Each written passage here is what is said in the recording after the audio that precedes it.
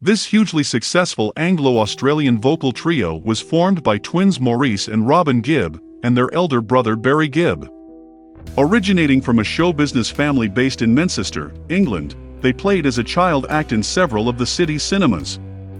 In 1958, the Gibb family emigrated to Australia, and the boys performed regularly as a harmony trio in Brisbane, Queensland.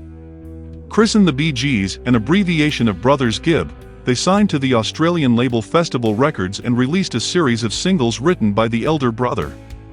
While their single Spicks and Specks was topping the Australian charts, the brothers were already on their way to London for a fateful audition with Robert Stigwood, a director of NEMS NTR Piracies, the company owned by Beatles Svengali Brian Epstein. This, in turn, led to a record contract with Polydor Records and the swift release of New York Mining Disaster, 1941. The quality of the single, with its evocative, intriguing lyrics and striking harmony, provoked premature comparison with the Beatles and gained the Bee Gees a UK hit. During this period the trio was supplemented by Australian friends Colin Peterson, drums, and Vince Maloney, guitar. The second UK single, To Love Somebody, departed from the narrative power of their previous offering towards a more straightforward ballad style. Although the disc failed to reach the top 40, the enduring quality of the song was evinced by a number of striking cover versions, most notably by Nina Simone, Eric Burdon, and The Animals and Janis Joplin. The Beatles' songs on their outstanding acclaimed UK debut, the Bee Gees first garnered further comparisons. Every track was a winner, from the delightfully naive Cucumber Castle to the sublime Please Read Me, while Holiday had the beautiful stark quality of Paul McCartney's Yesterday. The 14 tracks were all composed by the twins and Barry, still aged only 17 and 19, respectively. By October 1967, the Bee Gees had registered their first UK #1 with the Moving Massachusetts, which showcased their ability as arrangers to particular effect. Aware of the changes occurring in the pop firmament, they bravely experimented with different musical styles and briefly followed the Beatles and the Rolling Stones along the psychedelic road. Their progressive forays confused their audience, however, and the double album Odessa failed to match the work of their major rivals. Their singles remained adventurous and strangely eclectic, with the unusual tempo of Vorld followed by the neurotic romanticism of Words. Both singles hit the top 10 in the UK, but signs of commercial fallibility followed with the relatively unsuccessful double A-side, Jumbo / The Singer Not the Song. Masters of the chart comeback, the Bee Gees next turned to a heart-rending ballad about the final hour of a condemned prisoner. I've Gotta Get a Message to You gave them their second UK #1 and sixth consecutive US top 20 hit. The stark but startling 1st of May followed, again revealing the Bee Gees' willingness to tackle a mood piece in favor of an easily accessible melodic ballad. To complete their well-rounded image, the brothers showed their talent as composers, penning the Marbles UK top 10 hit Only One Woman. Without question, the Bee Gees was one of the most accomplished acts of the late 60s, but as the decade ended the band fell victim to internal bickering and various pressures wrought by international stardom.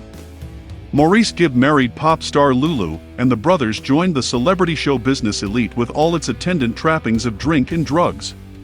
Descent among the brotherhood saw Robin Gibb embark on a solo career with brief success. Remarkably, the Bee Gees ended the 60s with another change of style, emerging with an authentic Count L standard in Don't Forget to Remember. With Colin Peterson still in tow, Maurice and Barry worked on a much publicized, but ultimately insubstantial film, Cucumber Castle. This fractious period ended with a ludicrous series of lawsuits, in which the drummer had the audacity to claim rights to the Bee Gees' name. A year of chaos and missed opportunities ensued, during which the band lost much of its impetus and following. Maurice and Barry both released one single each as soloists, but their efforts were virtually ignored. Their career in the UK was in tatters, but after reuniting with Robin in late 1970 they went on to have two major US hits with Lonely Days and the chart-topping How Can You Mend a Broken Heart. After a brief flurry of transatlantic hits in 1972 with My World and Run to Me, the Bee Gees' appeal diminished to an all-time low.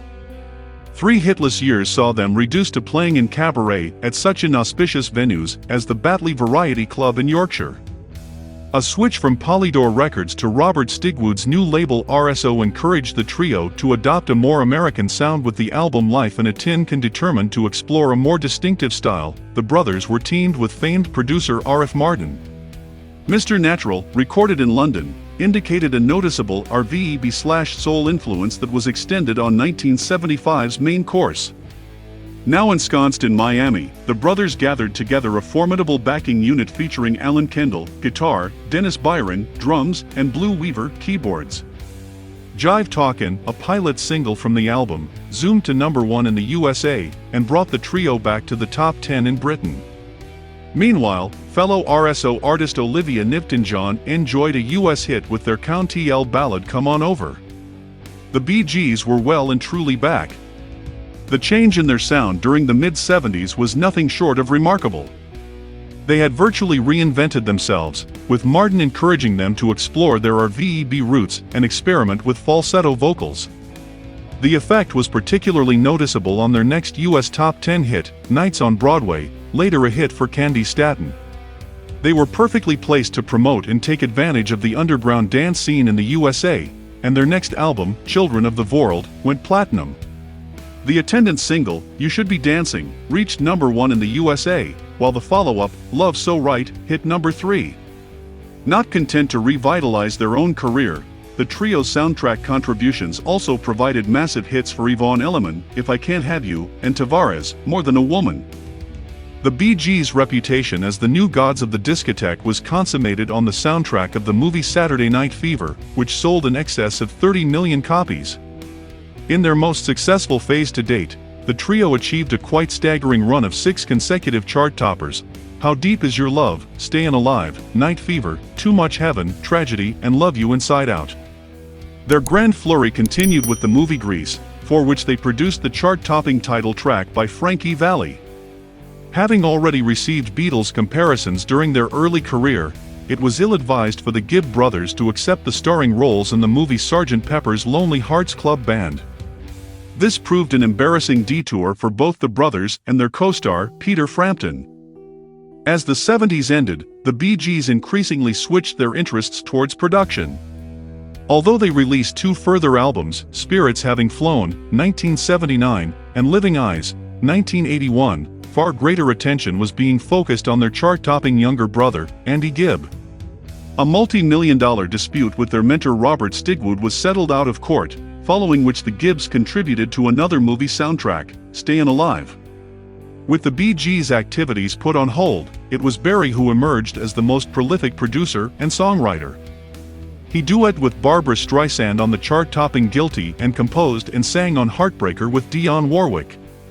The brothers, meanwhile, also wrote the Kenny Rogers and Dolly Parton US chart topper Islands in the Stream and Diana Ross' excellent Motown Records pastiche, Chain Reaction.